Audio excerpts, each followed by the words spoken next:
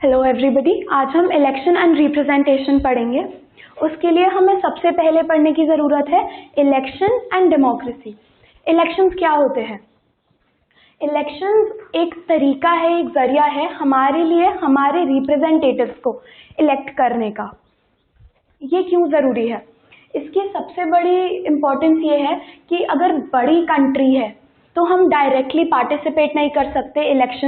Elections में कर सकते हैं, लेकिन हम डायरेक्टली डिसीजन मेकिंग में नहीं हेल्प कर सकते किसी को, क्योंकि बहुत सारे लोग होते हैं, बहुत क्योस हो जाता है, बहुत प्रॉब्लम्स क्रिएट हो जाती है। इसलिए हम रिप्रेजेंटेटिव्स इलेक्ट करते हैं।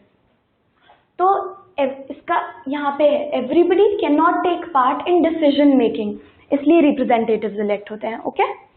Second, election is a process जिसमें हम अपने रिप्रेजेंटेटिव्स को इलेक्ट करते हैं। यहाँ पे सिर्फ 18 ईयर्स एंड अबव, कोई भी जो 18 ईयर्स का है या उससे बड़ा है, सिर्फ वो वोटिंग प्रोसेस में पार्टिसिपेट कर सकता है। ठीक है। इसके बाद जो हमारे रिप्रेजेंटेटिव्स होते हैं वो हमारे लिए पॉलिसी डिसीजंस, वेलफेयर डिसीजंस बनाते हैं। अब आती है टाइप्स ऑफ डेमोक्रेसी। एक होती है डायरेक्ट डेमोक्रेसी। डायरेक्ट डेमोक्रेसी होती है, छोटी कंट्रीज में प्रिवेल करती है ये, जैसे ग्रीस हो गया, इंडिया के छोटे छोटे विलेजेस जहाँ पर डायरेक्टली लोग अपने पॉलिसी डिसीजंस एक दूसरे की हेल्प से, डिस्कशन से बना सकते हैं। दूसरी होती है इनडायरेक्ट डेमोक्रेसी। इसमें हमें रिप्रेजेंटेटिव्स इलेक्ट करने पड़ते हैं। ऑन द होल इंडिया में ये प्रिवेल करता है, लेकिन अगर हम डीप इनसाइड जाएं, अगर हम छोटी छोटी जगहों पर देखें विलेजेस में, वहाँ पर डायरेक्ट डेमोक्रेसी भी प्रिवेल करती है। तो डायरेक्ट डेमोक्रेसी इंडिया के छोटे विलेजेस में, but on the whole indirect democracy. Indirect democracy में जब हम रिप्रेजेंटेटिव्स इलेक्ट करते हैं वो हमारे पॉलिसी डिसीजंस लेते हैं। इससे क्योस प्रिवेंट होता है, इससे प्रॉब्लम्स नहीं क्रिएट होती, इससे कोऑर्डिनेशन मेंटेन रहती है। इससे कोई भी ये नहीं बोल सकता कि मेरे को ऐसे करना था, आपने ऐसे किया। लेकिन हाँ, हम क्वेश्चन ज़रूर कर सकते हैं हमारे रिप्रेजेंटेटिव्स को कि ये हमारे वेलफेयर में है, ये नहीं है, ये क्यों प्रिवेल करता है और ये रूल क्यों नहीं प्रिवेल करता। ओके। अब हम पढ़ेंगे election system in India. Election system in India, anybody of 18 years of age or above can participate in voting. पहले जब इनिशियली ये स्टार्ट हुआ था, the voting age was 21 years old, 21 and above. अब 18 कर दी गई है ये, and there is no differentiation, no discrimination. Everybody has the right to vote, men, women, but the only condition is 18 years or above. ठीक है। लेकिन इसमें citizens का जो रोल होता है वो लिमिटेड होता है। सिटीजन्स सिर्फ वोटिंग कर सकते हैं। ठीक है। इसके बाद आता है इंडिया में कैंडिडेट जिसको मैक्सिमम वोट्स मिलते हैं वो इलेक्ट होता है, वो पावर में आता है, वो डिसीजन मेकिंग करता है। कुछ अदर कंट्रीज में ऐसे भी होता है जिसको हाईएस्ट वोट्स मिले वो तो इलेक्ट होगा, जैसे सेकेंड हाईएस्ट और थर्ड हाईएस्ट वोट्स मिले वो भी इलेक्ट होता है। बट ये सारी कंट्रीज में नहीं, कुछ कंट्रीज में प्रिवेल करता है। अब इलेक्शन सिस्टम दो तरीके के होते हैं, एक होता है पीआर सिस्टम, एक होता है FPTP system. FPTP system India और यूके में प्रिवेल करता है, पीआर सिस्टम इजराइल और नीदरलैंड्स में। ओके। एफपीटीपी सिस्टम हम पहले पढ़ेंगे। एफपीटीपी सिस्टम के अंदर हमारी कंट्री छोटे छोटे डिस्ट्रिक्ट्स में डिवाइड होती है, जिसको हम कॉन्स्टिट्यूएंसी बोलते हैं। कॉन्स्टिट्यूएंसी। ओके। हर कॉन्स्टिट्यूएंसी से एक रिप्रेजेंटेटिव इलेक्ट होता है, हर कॉन्स्टिट्यूएंसी से सिर्फ एक रिप्रेजेंटेटिव इलेक्ट होता है। वोटर्स कैंडिडेट के लिए वोट करते हैं, मतलब अगर आप इलेक्शंस के लिए खड़े हैं तो कोई भी जो वोट करेगा वो आपके लिए वोट करेगा, वो पार्टी के लिए वोट नहीं करेगा। They trust you, not the name of the party. इसके बाद आता है पार्टी जिसे मैक्सिमम सीट्स मिली हैं, यहाँ पे पार्टी का रोल होता है। पार्टी जिसे मैक्सिमम सीट्स मिलती हैं वो पार्टी को मोर सीट्स मिल सकती हैं वोट से। अगर किसी को 48% वोट्स मिले हैं, इसका मतलब ये नहीं है कि लेजिस्लेचर में उन्हें 48% सीट्स मिले, वो ज़्यादा कम भी हो सकती हैं। यहाँ पे सिर्फ वोट्स की बात की है। पार्टी में get more seats than the votes in the legislature. Okay, इसके बाद आता है candidate who wins may not get majority vote. जैसे मैंने बताया, अब अगर इन इलेक्शंस के लिए कोई खड़ा है, दे विन, इसका मतलब जरूरी नहीं है कि उन्हें 50% वोट और एक वोट और मिला होगा।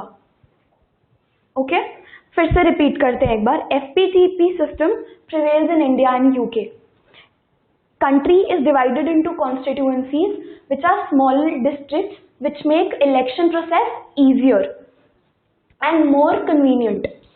Each constituency elects one representative. सिर्फ एक रिप्रेजेंटेटिव इलेक्ट होता है हर कॉन्स्टिट्यूएंसी से। Voters vote for a candidate, वो पार्टी के लिए नहीं, they don't go on brand names, वो आपको ट्रस्ट करके आपको वोट करते हैं। इसके बाद आता है पार्टी में get more seats than votes in the legislature. Party को सीट्स ज़्यादा मिल सकती हैं लेजिस्लेचर में अगर उन्हें वोट्स कम मिले हैं। 48% वोट्स, इसका मतलब ज़रूरी नहीं है 48% सीट्स, हो सकता है उन्हें 55% सीट्स मिल जाएं। जो कैंडिडेट जीतता है ज़रूरी नहीं उसे मेजॉरिटी मिली हो, दैट मीन्स 50+1 वोट्स, ऐसा ज़रूरी नहीं है। Candidate who wins may not get majority, that is 50% plus 1 votes. अब हम पढ़ेंगे PR system. PR system Israel और नीदरलैंड्स में प्रिवेल करता है।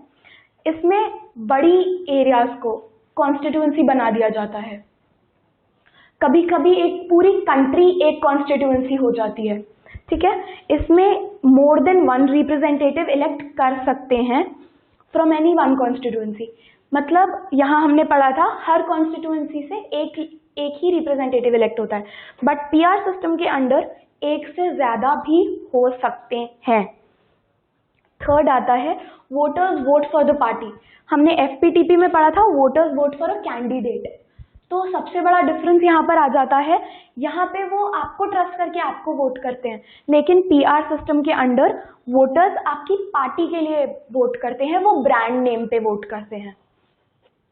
यहाँ पे everyone gets a seat in proportion to the votes it gets। मतलब जैसे हमने FPTP में पढ़ा 48% वोट्स मिले हैं, लेकिन सीट्स ज़्यादा भी मिल सकती हैं। लेकिन PR सिस्टम के अंदर अगर आपको 48% वोट्स मिले तो आपको लेजिस्लेचर में सीट्स भी उतनी ही मिलेंगी, 48% seats in the legislature as well.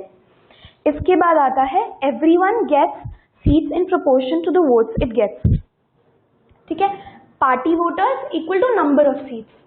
मैंने जितने वोट्स गेन किए हैं उतने ही मेरे को सीट्स मिलेंगी लेजिस्लेचर में। जो कैंडिडेट जीतता है उसे सबसे ज्यादा वोट्स मिलते हैं, को जो भी जीतता है, the candidate who wins gets the maximum number of votes, ठीक है। एक बार हम फिर से सारा रिवाइज करते हैं। Election and democracy, everyone can't take part in decision making, इसलिए हमें रिप्रेजेंटेटिव्स इलेक्ट करने पड़ते हैं। इलेक्शन प्रोसेस क्या होता है? इलेक्शन प्रोसेस एक प्रोसेस है जहाँ पे हम अपने लिए हमारे रिप्रेजेंटेटिव्स इलेक्ट करते हैं जो हमारे लिए वेलफेयर डिसीजंस, पॉलिसी डिसीजंस लेंगे, डिसाइड करेंगे। इसके बाद आती है डेमोक्रेसी के 2 टाइप्स।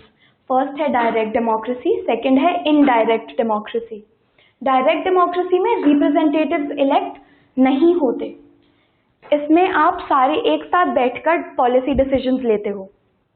ये सिर्फ छोटी जगहों पे प्रिवेल कर सकता है, स्मॉल एरियाज। इसके बाद आता है direct participation in decision making. आप एक साथ बैठ के डायरेक्टली पार्टिसिपेट कर सकते हो, आप अपने व्यूज दे सकते हो, ठीक है। Ancient Greek cities, that is छोटी countries. Ancient Greece was a very small country, वहां पे आप ये कर सकते थे जैसे हम आज ये इंडिया के विलेजेस में करते हैं। फिर आता है इनडायरेक्ट डेमोक्रेसी, यहाँ पे रिप्रेजेंटेटिव्स इलेक्ट करने जरूरी हो जाते हैं, वो हमारे पॉलिसी डिसीजंस लेते हैं, वो हमारे लिए वेलफेयर डिसीजंस लेते हैं। ये इसका एग्जाम्पल है इंडिया और US जैसी बड़ी कंट्रीज। इसके बाद इसका सबसे बड़ा हेल्प हमें हो जाती है, इससे हमारे कंट्री में क्योस क्रिएट नहीं होता, कॉन्फ्लिक्ट्स नहीं होते, ये क्यों नहीं हुआ, ये क्यों हुआ। लेकिन इसका मतलब ये है कि डायरेक्ट डेमोक्रेसी में आप किसी को क्वेश्चन नहीं कर सकते कि ये पॉलिसी डिसीजंस क्यों प्रिवेल करते हैं, क्योंकि आप सबने मिलकर ये किया है, किसी एक की रिस्पॉन्सिबिलिटी ही नहीं है। इनडायरेक्ट डेमोक्रेसी में किसी एक की या किसी एक छोटे से ग्रुप की रिस्पॉन्सिबिलिटी होती है। तो अगर कुछ हमारे अकॉर्डिंग नहीं है या हमें समझ नहीं आ रहा, हम पूछ सकते हैं ये क्यों है, किस लिए है, कैसे है, ठीक है। अब इलेक्शन सिस्टम इन इंडिया, कोई भी जो 18 इयर्स ऑफ एज का है या उससे बड़ा है वो वोटिंग प्रोसेस में पार्टिसिपेट कर सकता है, लेकिन सिटीजन्स जो रोल प्ले करते हैं वो लिमिटेड होता है। वो कोई पॉलिसी डिसीजन नहीं ले सकते, लेकिन वो वोट कर सकते हैं, वो अपना रिप्रेजेंटेटिव सिलेक्ट करते हैं ओनली। इंडिया में जो कैंडिडेट जीतता है उसे मैक्सिमम वोट्स मिलते हैं, that is the candidate who gets elected is the one जिसे मैक्सिमम वोट्स मिले होंगे। कुछ कंट्रीज में जो मैक्सिमम वोट्स मिलते हैं वो इलेक्ट होते हैं, साथ में second highest and third highest votes जिनको मिले हैं वो भी इलेक्ट होते हैं। अब दो सिस्टम ऑफ इलेक्शंस होते हैं, पहले हमने पढ़े थे दो टाइप्स की डेमोक्रेसी, अब हम पढ़ेंगे दो सिस्टम ऑफ इलेक्शंस जो है FPTP system, first past the post, and PR system जो इजराइल और नीदरलैंड्स में प्रिवेल करता है। FPTP सिस्टम के अंडर कंट्री डिवाइड होती है छोटी छोटी कॉन्स्टिट्यूएंसीज में, छोटे जोग्राफिकल एरियाज में। PR सिस्टम में लार्ज एरियाज में डिवाइड होती हैं कॉन्स्टिट्यूएंसीज, कभी कभी पूरी एक कंट्री भी एक कॉन्स्टिट्यूएंसी होती है। इसके बाद सेकेंड पॉइंट है each constituency elects a representative, one representative. PR system में more than one representative can get elected. Third point FPTP के अंडर है voters vote for a candidate. जैसे मैंने बोला था वो आपके लिए वोट करते हैं, वो पार्टी के लिए वोट नहीं करते। They trust you not the brand name. Whereas PR system में वोटर्स एक पार्टी के लिए वोट करते हैं, they don't trust you as a whole, वो ब्रांड नेम पे वोट करते हैं। FPTP के अंडर नेक्स्ट पॉइंट आता है party may get more seats than the votes. 48% votes, वो वाला पॉइंट, 48% वोट्स मिले लेकिन सीट्स 50% मिल गई, 55% मिल गई। Whereas PR सिस्टम में everyone gets seats in proportion to the votes they get। तो अगर 48% वोट्स मिले हैं तो 48% सीट्स मिलेंगी आपको लेजिस्लेचर में। नेक्स्ट पॉइंट आता है candidate who wins may not get majority votes, that is 50% + 1। PR system के अंडर नेक्स्ट पॉइंट है candidate who wins gets the maximum number of votes. So ये क्वेश्चन बहुत इंपॉर्टेंट होता है, ये सबसे ज़्यादा कंफ्यूजिंग होता है, तो इसको सबसे अच्छे से पढ़ना ज़रूरी होता है। इसे आप जितनी बार पढ़ेंगे उतनी बार बेटर है, ओके।